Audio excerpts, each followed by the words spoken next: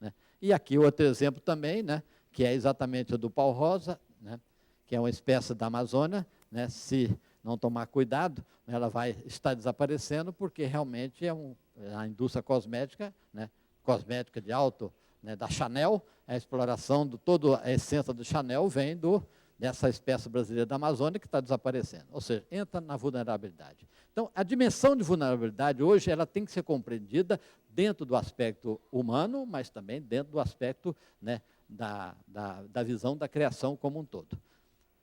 Pode passar? Contra esse princípio, nós temos, né, a desigualdade planetária, a cultura do descarte, que é uma coisa impressionante. Eu fico impressionado realmente como é que a sociedade está caminhando para a cultura do descarte cada vez mais. Ou seja, um descarte daquilo que é produto da tecnologia, que nós não sabemos onde colocar.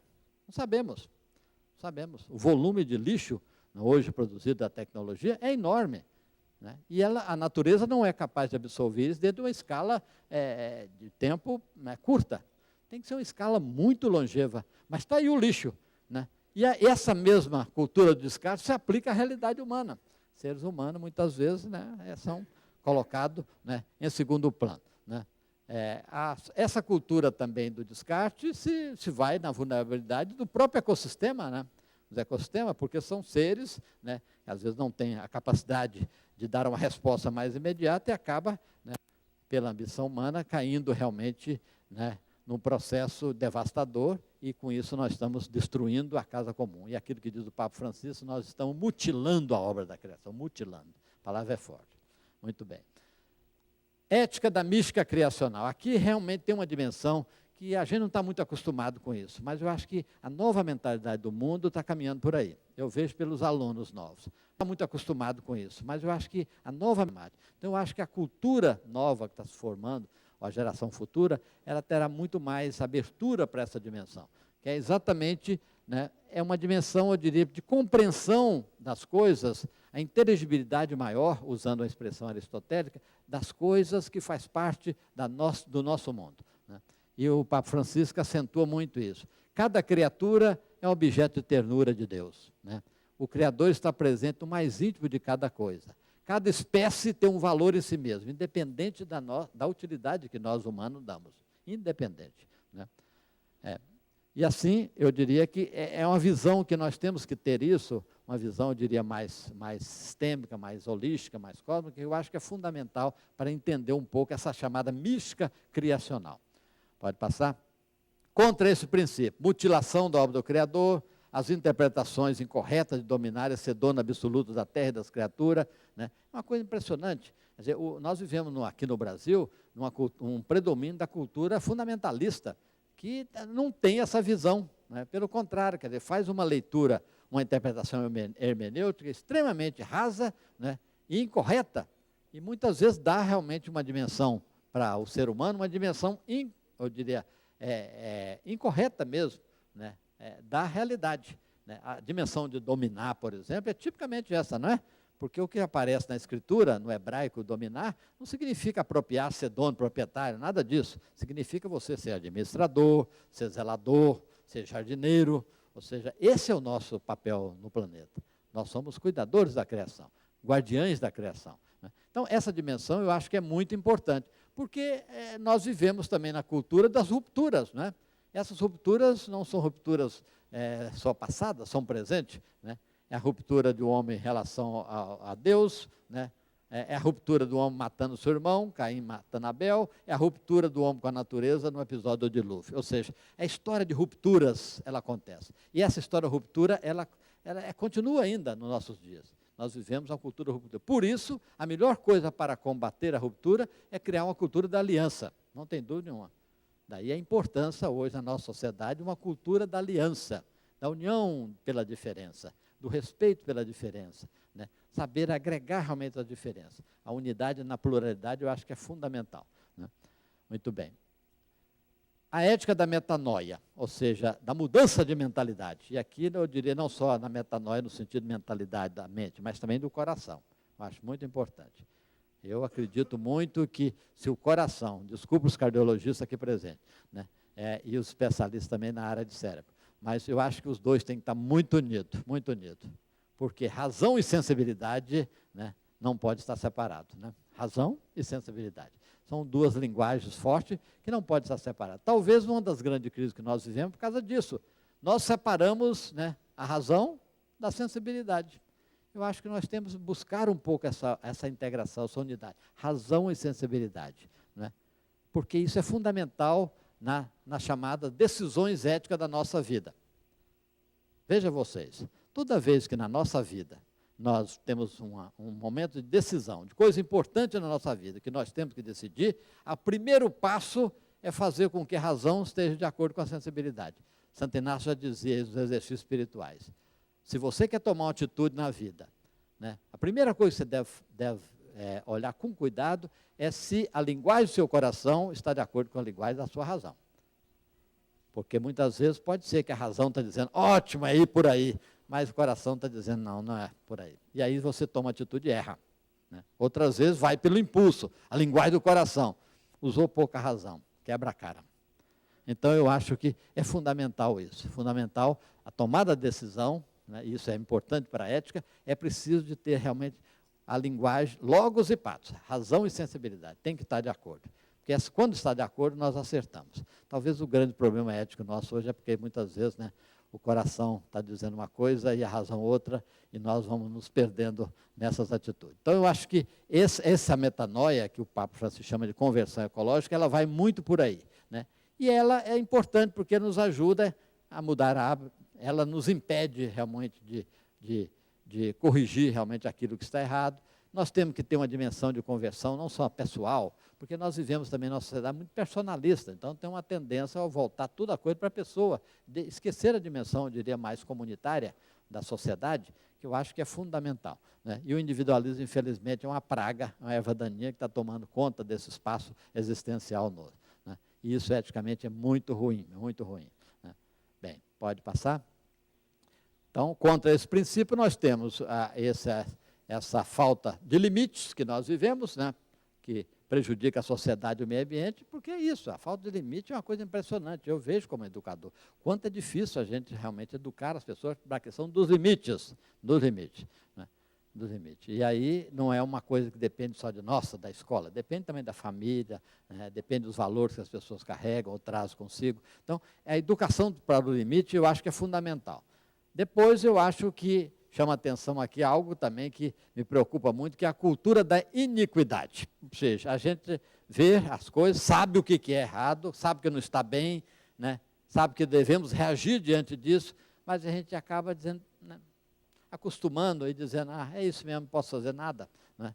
E acomodando. Sentamos lá e ficamos acomodados, ou muitas vezes, né, viramos a cara, com a sombra está dizendo, vira o rosto. A realidade está lá, a gente não quer ver. Então, eu acho que isso é muito ruim. E essa cultura de iniquidade tem consequências planetárias muito sérias, porque a gente acostuma com o erro e depois acha que é isso mesmo. Está bem, está tudo bem. Né? Não é verdade. Quer dizer, não é bom. Então, esse princípio da cultura de iniquidade, eu tenho um pouco medo do ponto de vista ético, sabia? Porque eu acho que pode trazer danos mais graves no futuro. Né? E contra mais um, e aqui eu concluo. É o seguinte, a conclusão, meus amigos e amigas, a tarefa de construção permanente, né? Permanente do que fazemos e por que fazemos. Por que fazemos? É isso. Eu acho sempre essa pergunta ética devia ficar muito clara para nós. A ética pergunta, por que eu estou fazendo isso? Essa é a resposta da ética, né? E por isso a ética tem uma dimensão muito mais social, enquanto a moral é mais pessoal, né? E aqui eu lembrei, para terminar, uma frase do Padre Antônio Vieira, que eu gosto muito dessa frase. Nós somos o que fazemos, só existimos quando fazemos. Nos dias em que não fazemos, apenas duramos. Muito obrigado.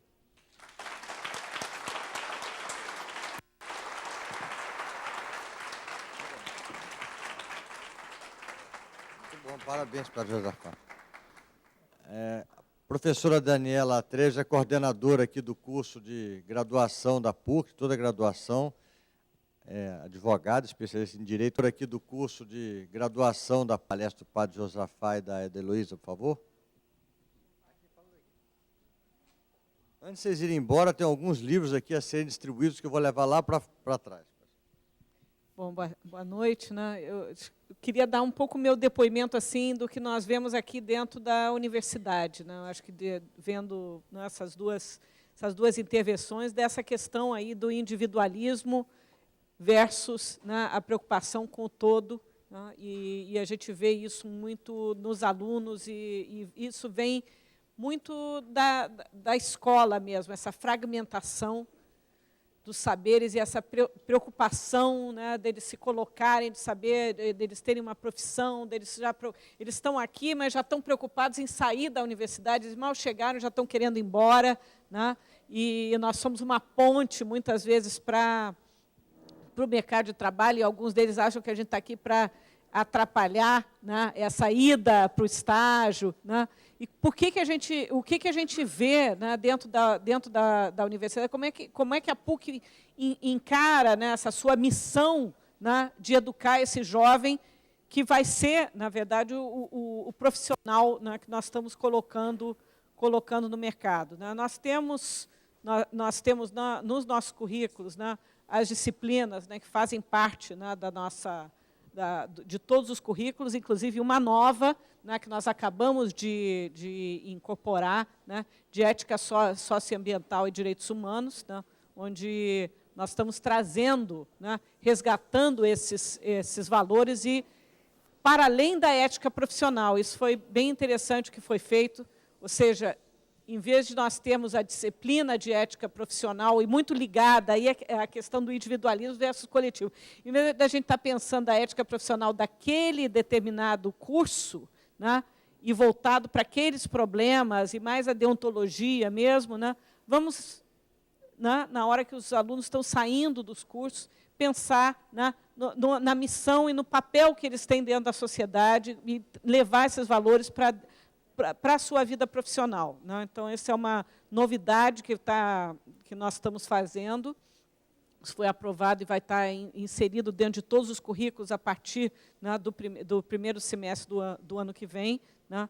E eu acho que é esse embate o tempo todo que nós vemos na missão do educador, né?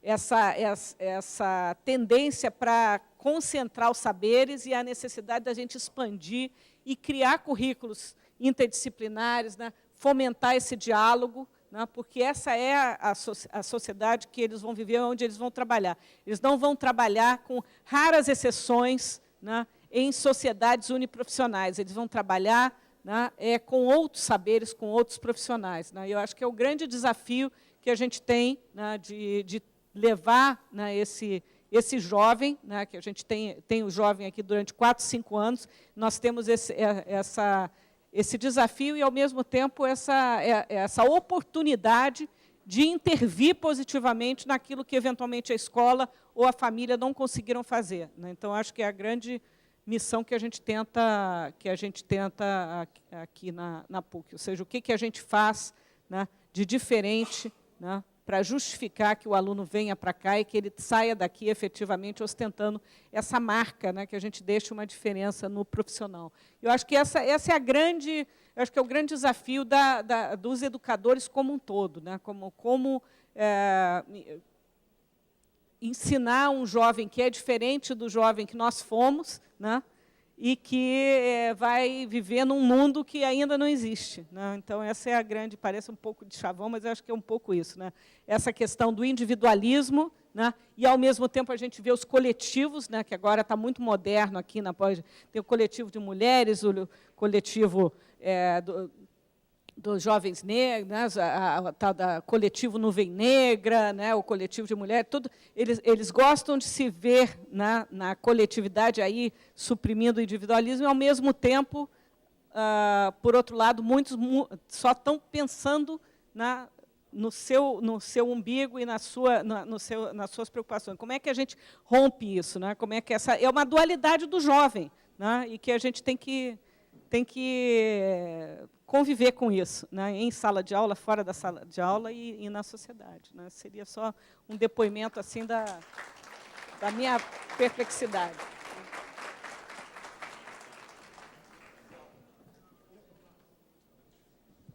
Antes do professor Novis encerrar, o Anselmo quer fazer uns comentários. O Ricardo Amaral chegou, vai autografar o livro dele para aqueles que receberam o livro dele aí depois. A sorte de vocês é que eu costumo escrever tudo em 5 linhas. Entendeu? Porque realmente, depois de 2 horas, é um sacrifício muito grande. Eu acho que o Domênico devia apagar as luzes daqui a 20 minutos. Mas, gente, eu queria inicialmente expressar o seguinte, o meu encantamento, a minha enorme admiração por ver profissionais tão competentes, tão brilhantes, tão celebrados na sua área, na área médica, aqui, tão competentes, tão brilhantes, né? Estão aqui há mais de 2 horas, cuidando da alma, cuidando da ética, da moral, enfim, essa coisa é muito interessante, porque é um sinal, é pequeno, é evidente, é um sinal de que nem tudo está perdido. E eu queria, rapidamente, demonstrar esse meu eterno otimismo, lembrando só 2 coisas para encerrar. A primeira coisa é o seguinte, a corrupção no Brasil é uma coisa antiga, né? Conta-se até que o primeiro corrupto brasileiro foi o senhor Fernando de Noronha. Ele era um rico empresário que conseguiu da coroa portuguesa, não sei se pagou comissão ou não, o monopólio do pau-brasil. Então, evidentemente, que como todas as sociedades mais atrasadas, a corrupção é uma coisa muito grave e muito séria. Portanto, nós estamos tratando de um problema que tem 516 anos, mas a novidade, e essa é uma grande novidade, é uma baita novidade, é uma novidade a celebrar, é que pela primeira vez você tem no Brasil investigações sérias contra a corrupção. Não é mais o pequeno, é o grande corruptor. São as relações de promiscuidade antigas, como eu disse, entre setores do empresariado, setores do governo e a elite política brasileira. Então, nós estamos vivendo um momento que, nesse sentido, é muito positivo, né? E nos leva a manter essa chama do otimismo acesa, lembrando uma coisa seguinte, o Brasil é um país ainda relativamente jovem. E se falar da sua democracia, né, professor Cândido, ela ainda é muito mais jovem. Nós vivemos num país que tem, já disse, 516 anos, desses 516, 400 anos, ou 4 séculos desses 5 séculos que nós, de existência, nós permitimos que houvesse escravidão, né?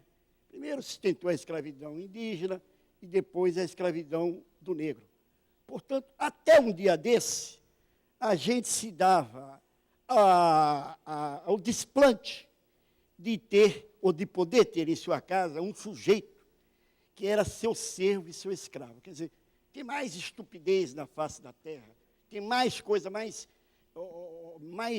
ante qualquer princípio moral, ético, ou seja lá o que for do que isso.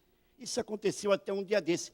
Então, são sinais de que, apesar de tudo, a gente avança.